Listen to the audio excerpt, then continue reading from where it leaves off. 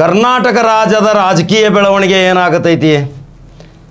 ಸಿದ್ದರಾಮಯ್ಯ ಸರ್ಕಾರ ಭದ್ರವಾಗಿ 5 ವರ್ಷ ಸರ್ಕಾರ ತನ್ನ ಅಧಿಕಾರ ಅವಧಿಯನ್ನು ಪೂರೈಸ್ತೈತೋ ಏನು ಪೂರೈಸಂಗಿಲ್ಲ. ಸಿದ್ದರಾಮಯ್ಯರ ಮೇಲೆ ಏನಾದರೂ ಆಪಾದನೆ ಹೊರಿಸಿ ಏನಾದರೂ ಒಂದು ಕಪ್ಪು ಚುಕ್ಕೆ ಹೊರಿಸಿ ಅವರನ್ನು ಅಧಿಕಾರದಿಂದ ಕೆಳಗಿಳಿಸುವಂಥ ಏನಾದರೂ ಕುತಂತ್ರತನ ನಡೆದರೆ ಕರ್ನಾಟಕ ರಾಜ್ಯದ ಕಾಂಗ್ರೆಸ್ದಲ್ಲೇ ಒಂದೇ ಮನೆ 2 ಬಾಗಿಲುಗಳು. ಬರೆದಿಟ್ಕೋರಿ.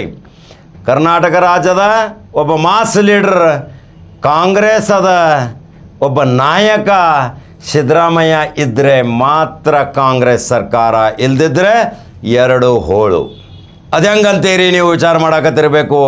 ಯಾಕಂದ್ರೆ ಈಗಾಗಲೇ MLAಗಳು ಭಾಳ ಬೆಲೆ ಬಾಳುವ ವಸ್ತುಗಳಾಗ್ಯಾರ್ರಿ.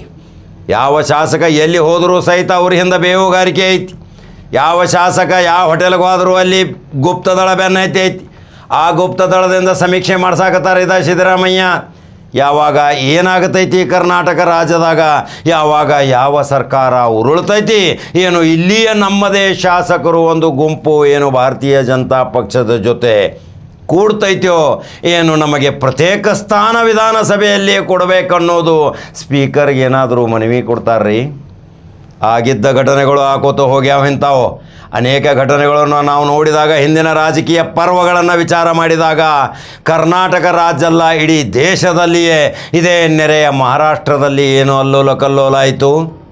ಯಾವಾಗ ಬಹುಮತ ಇದ್ದಂಥ ಸರ್ಕಾರವನ್ನು ಕೆರಗಿಳಿಸಿ ಅಲ್ಲಿ ಅವರದೇ ಆದಂಥ ಒಂದು ಗುಂಪನ್ನು ತಯಾರು ಮಾಡಿ ಆ ಸರ್ಕಾರವನ್ನು ಹೊಡೆದುರುಳಿಸಿ ಮತ್ತೆ ಒಂದು ಸರ್ಕಾರವನ್ನು ರಚನೆ ಮಾಡಿದಂಥ ಇತಿಹಾಸಗಳು ನಮ್ಮ ಕರ್ನಾಟಕ ಅಲ್ಲ ಭಾರತದಲ್ಲಿ ಇರುವಾಗ, ಹಂಗಾದ್ರೆ ಕರ್ನಾಟಕದ ಪರಿಸ್ಥಿತಿ ಏನು?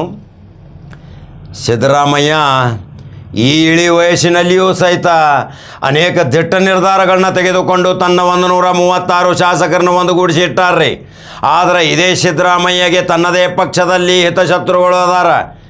ಗುಪ್ತ ಮಾಹಿತಿಗಳನ್ನು ಹೊರಗಡೆ ಕೆಡುತ್ತಾರ. ಸಿದ್ದರಾಮಯ್ಯಗೆ ಡ್ಯಾಮೇಜ್ ಆಗುವಂಥ ಕೆಲಸಗಳನ್ನ ಮಾಡಾಕತ್ತಾರ.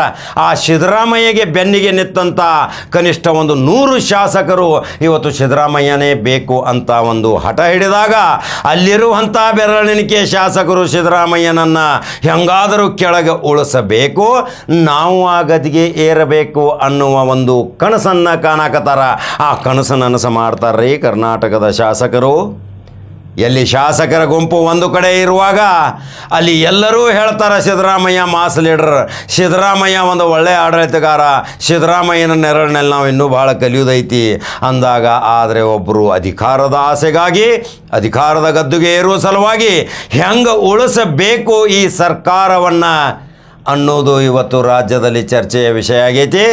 ಇದು ರಾಜಕೀಯ ವಿಶ್ಲೇಷಣೆ ಮುಖಾಂತರ ಈ ಸುದ್ದಿ ನಿಮಗೆ ಹೇಳಾಕತ್ತಾನೆ. ಯೂಟ್ಯೂಬ್ದಾಗ ಬಟನ್ ಹೊಡ್ಕೋತ ಹೋಗ್ಬೇಕು. ಇನ್ನೂ ವಿಸ್ತಾರವಾದ ಸುದ್ದಿ ಐತಿ. ಕರ್ನಾಟಕ ರಾಜ್ಯದಲ್ಲಿ 2 ಸಾರಿ ಸರ್ಕಾರ ಉರುಳಿಸಿದಂಥ ಇದೆ ಬೆಳಗಾವಿ ಜಿಲ್ಲೆಯ ರಾಜಕಾರಣ. ಒಂದು PLD ಬ್ಯಾಂಕಿನ ರಾಜಕಾರಣ, ಒಂದು ಮುನ್ಸಿಪಾಲ್ಟಿಯ ಟ್ಯೂಬ್ಲೈಟ್ ರಾಜಕಾರಣ. ಇದು 3ನೇ ಸಾಮ್ರಾಜ್ಯದ ಒಂದು ಆಧಿಪತಿ ಇವತ್ತು ಸರ್ಕಾರವನ್ನು ಆಳಲಿಕ್ಕೆ ಇವತ್ತು ಶಾಸಕರು ಸಹಿತ ಸಮ್ಮತಿ ಕೊಡಾಕತ್ತಾರಂದ್ರೆ ಸಿದ್ದರಾಮಯ್ಯ ಏನು ಆ ಶಾಸಕನ ಆ ಮಂತ್ರಿನ ಮುಂದೆ ಮಾಡಿ ಇನ್ನು ತಾನು ಪದ ತ್ಯಾಗ ಮಾಡಿ ಆ ಶಿಷ್ಯನ ಕೂಡಿಸ್ತಾನ ಅನ್ನೋದು ಕುತೂಹಲ ಭಾಳ ಐತಿ.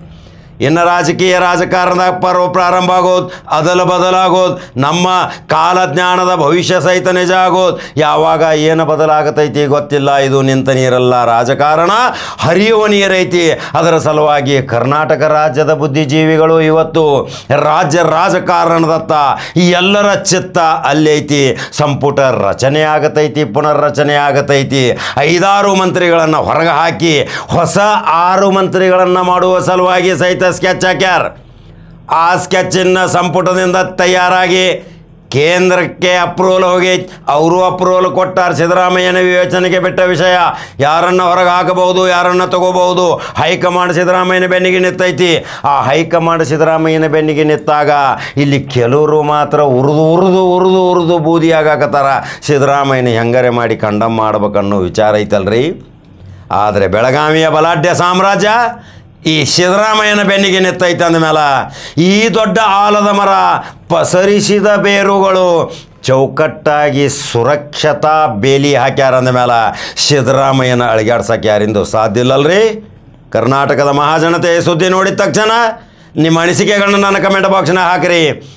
ರಾಜಕಾರಣದಲ್ಲಿ ಬದಲಾವಣೆ ಸೂತ್ರ ಅದು ಸಿದ್ದರಾಮಯ್ಯ ಮನಸ್ಸು ಪಟ್ಟರೆ ಮಾತ್ರ ಬೇರೆದವ್ರು ಮುಖ್ಯಮಂತ್ರಿ, ಇಲ್ಲದಿದ್ದರೆ ಸಿದ್ದರಾಮಯ್ಯನೇ ಮುಖ್ಯಮಂತ್ರಿ.